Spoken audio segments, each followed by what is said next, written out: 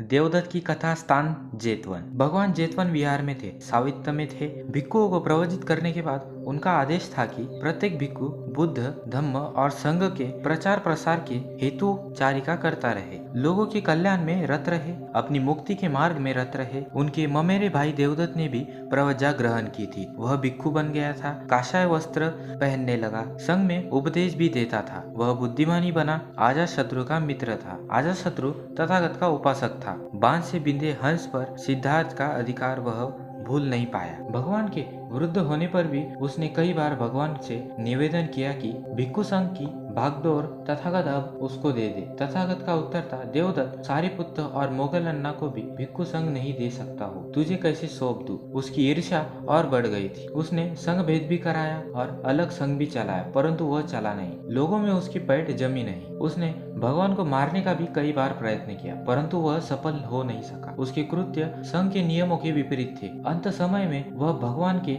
दर्शन का प्यासा बना रहा। रास्ते में ही उसके प्राण पखेरु उड़ गए। वह देवदत्त था जो राजगृह में उपदेश दे रहा था। भिक्षु थे, काषाय छद्दित थे। वह भिक्षु थे, भगवा चिवर पहने। सभी उनके काषाय वस्त्र की, भगवा वस्त्र की इज्जत करते थे, सम्मान करते थे। अपने अंदर के कसाय को, कासव को, आसव को दूर फेंक कर मन को निर्मल करने की वृत्ति में लगे लोगों का आभूषण है यह काषाय वस्त्र, भगवा वस्त्र। तथागत भी भगवा चिवर पहनते थे, भगवा कहलाते थे। उन्होंने अपने ब्राह्मण का तृष्णा का नाश कर दिया था, खत्म कर दिया था। भगवान का उपदेश था कि कोई भी भिक्षु किसी भी तरह का किसी से भी कोई उपहार ग्रहण नहीं करेगा। अगर करेगा तो वह संघ के लिए करेगा, संघ उसे स्वीकार करेगा। संघ ही यह तय करेगा कि इस भेंट का क्या सदुपयोग किया जाए, किसे दिया जाए और किसे न दिया जाए। ऐसे कई नियम तथागत ने बना रखे थे, विनय के लिए जरूरी थे। सारिपुत्र चारिकापर थे, मोगलन्ना भी चारिकापर थे। दोनों राजगृह पहुंचे। देवदत्त भिक्षुओं से घिरा था। लोग भगवान के धर्म की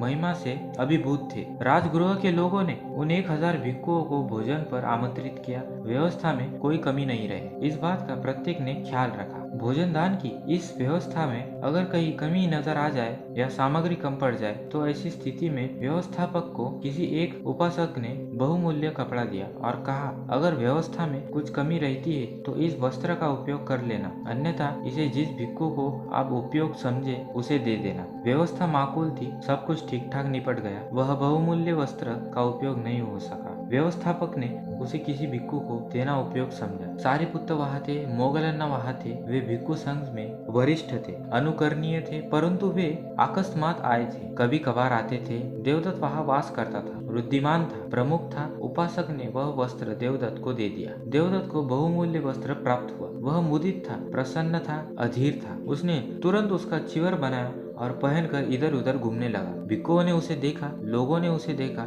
यह विनय का उल्लंघन था। देवदत्त को चिवर की जरूरत नहीं थी। चिवर जरूरतमंद भिक्षु को ही मिलना चाहिए था, चाहे वह भिक्षु ध्येय है या सामनेर, इस बात का कोई फर्क नहीं पड़ता। विनय का ऐसा ही नियम था। कुछ भिक्षु भगवान का दर्शन करने, श्रद्धावनत होने सावित्र गए और जाकर एक और बैठ गए। भगवान को सुनते, उपवाणी को सुनते, कुछ अपनी भी सुनाते, कुछ अपने साथियों की भी सुनाते। उनमें से कोई भिक्षु बोल पड़ा, उसने देवदत्त द्वारा बहुमूल्य कपड़े का चिवर बनाया जानने के प्रकरण का वृत्तांत तथागत को बताया। तथागत ने चिवर के महत्व को समझाया, उसको धारण करने वाले के चरित्र के बारे में बताया। दुनिया में चरित्र ही तो सब कुछ है। नीति के अनुकूल आचरण करना चाहिए, धम्म के प्रकाश में विचरण करना चाहिए, जीवन बिताना चाहिए, चित्त को आसवों में रहित कर देना चाहिए। मन का मैल धुला है जिसका, वही पात्र है चिवर धारण करने का, काषाय पहनने का, भगवा पहनने का। ऐसा कहते हुए भगवान ने यह गाथा कही। आपको यह कहानी कैसी लगी दोस्तों, हमें कमेंट सेक्शन में जरूर बताएं। नमो बुद्धाय।